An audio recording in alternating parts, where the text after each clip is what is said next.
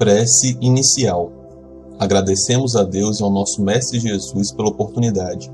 Pedimos para que Deus ilumine a todos os encarnados e desencarnados que irão participar desse estudo do Evangelho. Que os nossos amigos do plano superior possam nos acompanhar e instruir nesse estudo. Que a vibração do nosso Mestre Jesus possa ser sentida por todos que estão agora participando. Que assim seja. Trecho do Evangelho segundo o Espiritismo. Capítulo 1. Não vim destruir a lei. As três revelações: Moisés, Cristo e o Espiritismo. O Espiritismo. O Espiritismo é a nova ciência que vem revelar aos homens, por meio de provas irrecusáveis, a existência e a natureza do mundo espiritual e suas relações com o mundo material. Ela nos mostra esse mundo não mais como sobrenatural, mas, pelo contrário, como uma das forças vivas e incessantes atuantes da natureza, como a fonte de uma infinidade de fenômenos até então incompreendidos, e por essa razão rejeitados para o domínio do fantástico e do maravilhoso.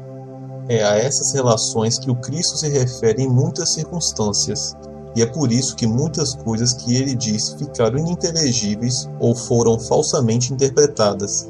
O Espiritismo é a chave que nos ajuda a tudo explicar com facilidade. A lei do Antigo Testamento está personificada em Moisés, a do Novo Testamento no Cristo. O Espiritismo é a terceira revelação da lei de Deus, mas não está personificado em ninguém, porque ele é o produto do ensinamento dado, não por um homem, mas pelos Espíritos, que são as vozes do céu, em todas as partes da terra e por inumerável multidão de intermediários.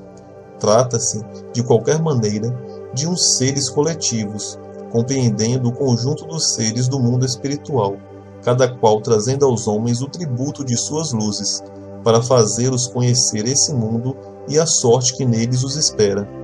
Da mesma maneira que disse o Cristo: eu não venho destruir a lei, mas dar-lhe cumprimento. Também diz o Espiritismo: eu não venho destruir a lei cristã, mas dar-lhe cumprimento.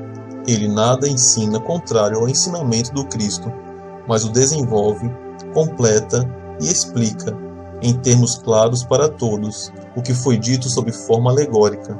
Ele vem cumprir, na época predita, o que o Cristo anunciou e preparar o cumprimento das coisas futuras. Ele é, portanto, obra do Cristo, que o preside, assim como preside ao que igualmente anunciou, a regeneração que se opera e que prepara o reino de Deus sobre a terra. Comentários por Eduardo Sabag, retirado dos seus grupos de Evangelho no Lar. Então, pessoal, vamos ao Evangelho de hoje, e o tema é Espiritismo, né? Nós sabemos que Moisés veio e iniciou, vamos dizer, a doutrina de amor, né? Com os 10 mandamentos, apesar das particularidades dele e tudo mais, trouxe esses 10 mandamentos como início daquele povo, para aquele povo primitivo. Jesus veio pessoalmente dar o seu exemplo, os seus ensinamentos de amor e dar todo esse conteúdo que é maravilhoso, que nos favorece muito nessa vida difícil que nós temos de encarnação e encarnação, né? Ensinar a sua mensagem moral maravilhosa. E o Espiritismo, ele vem para complementar, entre aspas, porque não tem como querer complementar a obra de Jesus Cristo, mas fazer com que o ensinamento dele seja revivido em sua maior essência, na realidade, né? Então, às vezes as pessoas falam assim: mas o Espiritismo é cristão? Eu falo o seguinte, que na minha opinião o Espiritismo é a religião mais cristã possível. Não tem nenhuma religião que é mais cristã que o Espiritismo. Por quê? Nós não temos dogmas, nós temos realmente o cristianismo puro, né?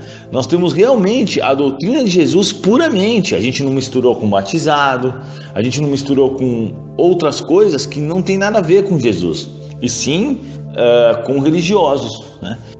O próprio Jesus Cristo fala isso no capítulo Consolador Prometido, no final, que é a instrução dos Espíritos, em que o Espírito de verdade, que nós sabemos que é Jesus Cristo, ele fala que nada que está no cristianismo é impuro. Qualquer erro, impureza que foi colocado foi colocado pelos homens. Ou seja, qualquer coisa de egoísmo, qualquer coisa de rituais, qualquer coisa que não seja a pura caridade, a pura humildade e tudo que Jesus Cristo nos ensinou, não faz parte do cristianismo. Então, quando me perguntam se o espiritismo é cristão, eu respondo: o espiritismo é a religião mais cristã possível, porque nós levamos e estudamos a essência, a verdadeira essência de Cristo. Ao longo dos séculos, as pessoas misturaram muito, na realidade, todo o ensinamento de Jesus Cristo. Quando o catolicismo foi criado lá atrás, né, pelo imperador Constantino, quando ele ganhou a guerra e se tornou imperador, ele resolveu liberar o catolicismo, que na realidade era proibido, né, no Império Romano. E aí ele criou o catolicismo, colocou um papa, colocou ele dentro do império. Então, depois de muitos anos, teve também no segundo concílio de Constantinopla, em 553 d.C., em que eles adulteraram a Bíblia, retirando a reencarnação da Bíblia. Isso não sou eu, Eduardo, que estou falando, não é o conhecimento espiritual, não. Isso é história, isso está em... Muitos historiadores relatam esse segundo concílio de Constantinopla. Ou seja, eles mexeram muito, né? Eles mudaram muito a essência, eles colocaram uma série de coisas. Jesus Cristo não abriu igreja, não abriu religião. Jesus Cristo não tem religião, a religião dele é a religião do amor. Então, logo, quando a gente entende o catolicismo, o cristianismo ele é puro, ele só tem coisas boas, ele só tem caridade, ele só tem amor, ele só tem humildade, ele só tem os exemplos que Jesus nos deu, que foram todos maravilhosos, nunca envolvendo dinheiro, nunca envolvendo nada que possa sujar o cristianismo. Jesus Cristo foi muito claro quando falou que, por exemplo, quando se relacionava com dinheiro, que ele falava que o que é de César é de César, o que é de Deus é de Deus. E quando o jovem rico, por exemplo, foi falar para ele que ele falou para vender tudo e seguir Jesus. Ou seja, em todas as ocasiões, Jesus foi muito direto.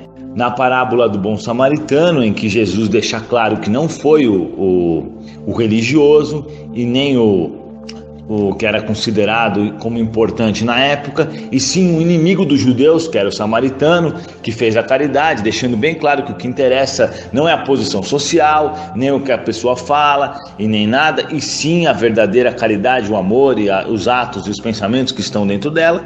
Ou seja, nós sabemos então, por conta dessas maravilhosas histórias de Jesus, que o cristianismo é puro e limpo e maravilhoso. E o que o espiritismo vem fazer? Ele vem relembrar isso, fazer com que os ensinamentos de Jesus sejam revividos de forma correta, fazer com que os ensinamentos de Jesus sejam aplicados, né, sem interferência do homem. Graças a Deus, pelo que eu percebo, até hoje o espiritismo se mantém sem essa interferência ruim, sem colocar coisas, né? Então o espiritismo, nós sabemos que ele está lá no Evangelho de João, que ele é o Consolador prometido. Jesus disse para João que ele ia rogar para o Pai dele para enviar o Consolador prometido. E o Consolador prometido, o Espírito de verdade, iria auxiliar nos ensinamentos que ele deu e falar coisas a mais, né? Essas coisas a mais que Jesus não poderia falar naquela época era sobre o mundo espiritual. Jesus não podia falar sobre o mundo espiritual. Ele falou o reino dos céus, falou lugares ruins, como umbral, mas ele não podia falar. Inclusive, numa conversa com Nicodemos, que é muito famosa, que é aquela do nascer de novo, ele percebe que Nicodemos não entendeu o que ele quis dizer exatamente. Ele fala para Nicodemos: se você não entende nem as coisas da terra, se você que é um senhor tão inteligente, né, que Nicodemos era o juiz, era um judeu muito importante, muito inteligente. Ele fala: se você não entende nem as coisas da terra, como que eu vou te explicar as coisas do céu? Ele é muito claro nessas frases, né? Então, Jesus anunciou no Evangelho de João, inclusive ele não falou só uma vez, ele falou várias vezes, né? Que ele enviaria realmente o Espírito de verdade, que seria o Consolador prometido. E esse é o Espiritismo, né? Inclusive o próprio Jesus Cristo assina como Espírito de verdade nos livros da codificação de Allan Kardec de uma forma geral. Então, se vocês pesquisarem, vocês vão ver que são textos maravilhosos, que têm conteúdos maravilhosos, que realmente foram escritos, ditos por Jesus Cristo. Então, qual que é o papel do Espiritismo? Nesse momento de transição que nós vamos passar de prova e expiação para a regeneração, o Espiritismo ele vem fazer o seu papel, preparar o terreno para esses espíritos que estão vindo, esses espíritos que estão reencarnando aqui, que todos nós já sabemos, que sempre falamos isso no Evangelho, né? Que tem uma classe, são de um grau evolutivo melhor, vêm para melhorar o nosso planeta. Então esses espíritos eles precisam de uma religião séria, vamos dizer assim, que fale a verdade, que seja sincera, que não tenha rodeios, né? E que seja que tenha amor, vamos dizer assim, e não amor de homem e mulher, o amor de Jesus, o amor que a gente entende, amor de, vamos dizer, do plano superior, né? Não tem outra palavra melhor para dizer isso. Então, essa religião, que é o Espiritismo, ela vem com uma proposta diferente, ela não vem com a proposta que a gente ouve há muito tempo. Pessoal, só uma observação, eu não estou querendo falar mal de religião nenhuma, tá? Eu respeito todas, obviamente. Eu estou falando de Espiritismo, não conheço muito bem outras, mas da minha parte eu entendo que o Espiritismo funciona dessa forma. E o Espiritismo, qual que é a proposta dele? Não é se você for no centro espírita, você vai para o céu, não é se você for espírita, você vai para o céu, não é se você ler a codificação de Kardec 10 vezes você vai para o céu, não é isso. A proposta do Espiritismo é, se você for uma pessoa boa, você vai para o céu, que seria o plano superior, né? Independente do seu conteúdo, do que você fala, né? Você é o que você pensa e o que você faz, e é isso que vai determinar para onde você vai.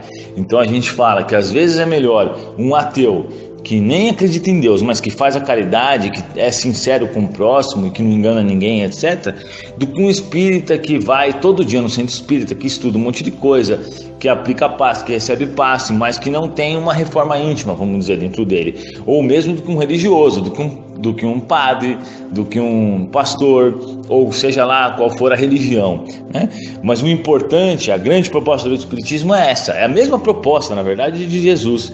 Não é determinar uma religião ou determinar algumas coisas, vamos dizer, alguns rituais, e sim o amor no coração. É isso que importa, é isso que interessa para o Espiritismo. Então ele vem aqui preparar esses espíritos, né? Preparar o terreno, na verdade, para esses espíritos que são espíritos evoluídos e que não vão aceitar uma religião que você fala assim para ele: olha, se você for batizado, você vai para o céu. Esses espíritos evoluídos que vêm de orbes evoluídos, isso não existe lá, porque eles já passaram por essa fase faz tempo. Então eles lá têm religiões tipo espiritismo, vamos dizer assim, não o nome do espiritismo, né? Mas religiões semelhantes. E então eles só vão aceitar esse tipo de religião, que tem lógica, que tem a moralidade, e não que tenha rituais. Então esse é o papel do Espiritismo, também nos explicar a ciência dos espíritos, né? Que existe um mundo espiritual, ele está aí, a gente acreditando ou não, ele existe. É como a lei da gravidade, é como coisas que nós não podemos ver, mas ele está. O Espiritismo também é uma ciência.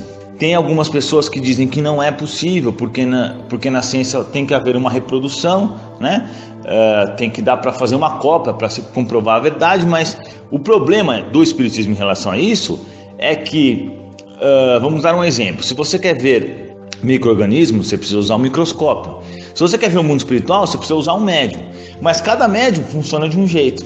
Então por isso que a ciência comum, né, convencional, que vale lembrar que é uma ciência ainda bem inicial, porque é óbvio que com o passar dos anos e a tecnologia avançando, vai se compreender, todas as ciências vão compreender o mundo espiritual, mas por enquanto ainda não compreendem.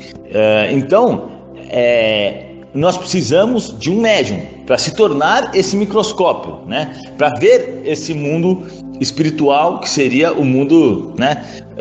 A outra dimensão. Mas também, por outro lado, a ciência histórica, por exemplo, não tem como a gente reproduzir o que foi feito em 1800.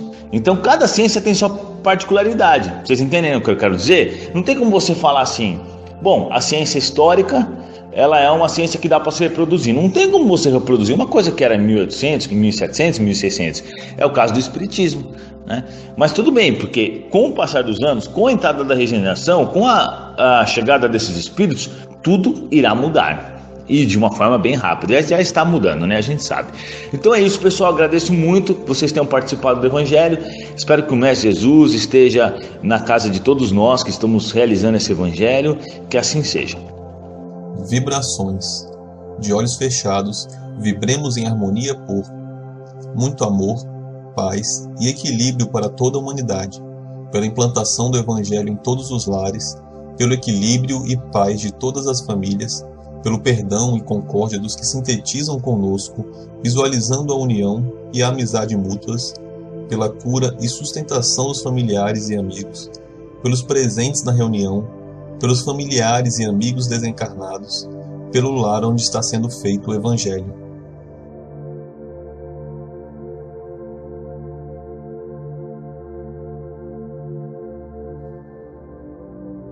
Prece final.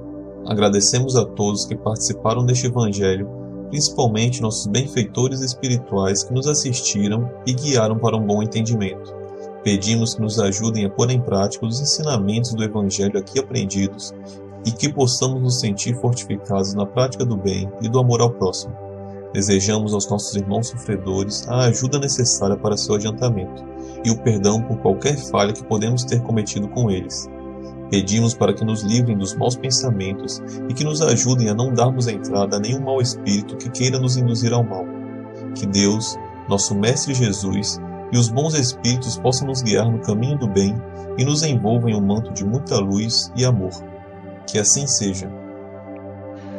Curta e compartilhe este vídeo.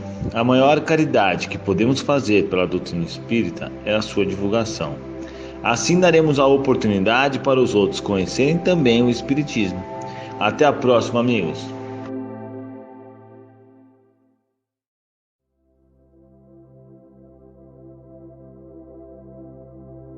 Prece inicial. Agradecemos a Deus e ao nosso Mestre Jesus pela oportunidade.